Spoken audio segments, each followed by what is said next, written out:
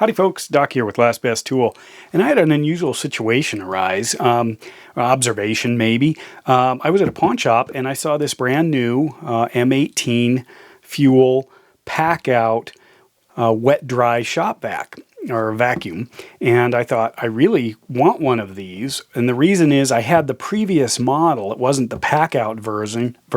It was really noisy. It was hard to get into. I just wasn't thrilled with it. Sold it off to a drywall guy. He was happy with it.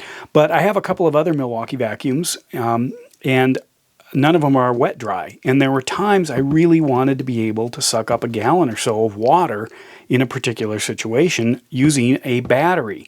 So when I saw this, I thought, great, I'm interested in it. I looked at the price. They wanted about $110 for it, which to me I thought that seems high, but maybe not. And the reason was because I sold my other one for about $100, and I think I bought it for about $100. But I added an extra battery during the sale, and I hadn't used it much. But I like the pack out. I'm thrilled with the pack out. I'd build a home out of pack out if I could. And I'm outfitting my tool storage with quite a bit of pack out, as well as my overlanding gear and first aid and all kinds of stuff. But anyway, here's what I noticed. They wanted like $110 for it. I asked, how much do they sell for new? And they went on to the computer right there, jumped on the internet, typed in what it was. I think they may have just typed in the model number, and it came up with, the standard row across the top of the screen of this thing for sale. And this one's the tool only, so we had the right number, tool only, and the prices ranged from about $110 to about $240. And that's a huge range. It's more than twice. And I realized right away what was going on. They, just typing it straight into a Google search, also bring up the fake tool stores that are online. And there are fake tool stores. There are fake stores for about everything. Anything you're interested in that you know a lot about, you go online, you're going to right away notice something's off, whether it's high-end mountain biking components, sporting goods, or hunting gear. There are fake stores for all of it.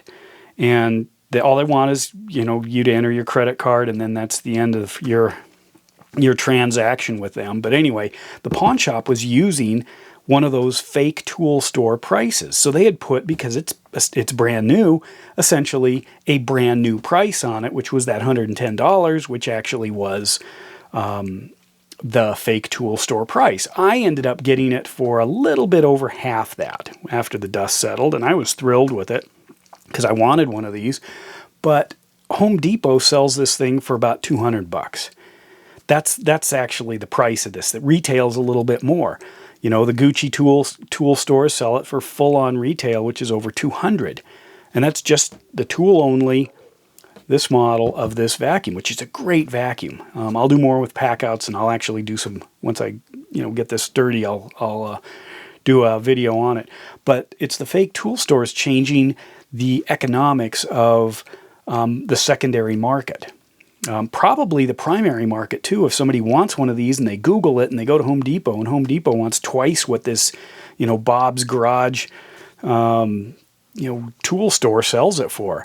But it also affects it if you're trying to sell it. Let's say I wanted to sell this. I throw it up on Facebook or Craigslist or eBay or whatever, and other people Google it and realize that I'm asking for what they could buy it new for, except they can't, because that particular offering at that fake tool store doesn't exist. So my observation was that the economics of the secondary market are influenced by this fake platform selling unavailable tools at very low prices. And that also can affect me if I want to sell that. I'm working on solutions for it, or ways to try to defend that. If I want to sell this, but I don't want to sell it for what I paid for it because I got a screaming deal on it. If I wanted to flip it. But in reality, unless you're playing in the tool space quite a bit and you understand those fake and are able to ignore those fake tool stores and their fake prices, it's going to create a problem. If you buy and sell tools. This is the Milwaukee Fuel Drill M18. Absolutely love this thing. These are pretty expensive. And, there is a pretty hefty secondary market for stuff like this. But the prices are all over the place. And in fact, some places don't know the difference between fuel and not fuel, or brushless and not brushless. So you'll even see old ones at the newer prices or the higher prices. But online, you can find prices all over the place for stuff like this. Yet there is an official MSRP, and I would use like Home Depot, which also sells on Amazon, Home Depot on Amazon, as probably a benchmark price. It's usually one of the best prices out there. But it will be competing with a handful of fake storefronts that actually, blow its price out of the water, maybe even cut the price in half. So if I was trying to sell this drill, I would be competing with those fake stores, unless somebody was savvy enough to know what was going on. But anyway, I just wanted to bring that to your attention. I'm curious if you have any experience with these fake stores, or if you've encountered something like that. The opposite can be true as well. People can wildly overprice stuff. Sometimes they may just say, oh, it's an M18 vacuum, but they have the old version, yet they want the new price. I mean, it's all over the place, especially in kind of the pawn shop secondhand market. But I do see, the reference point now being these fake tool stores, which does have a huge impact on both ends of it. You could argue I profited from it because I was able to get a screaming deal because the fake tool store was offering a really low price that the pawn shop felt obligated to really come in about half of that. That's kind of where they usually go. But anyway, share your thoughts on this. If you've had, stories, I'd love to hear them. Because I was aware, did a video a long time ago about a fake tool store, but I'm starting to see how it's affecting other day-to-day kind of secondary market commerce. And with that, Doc out.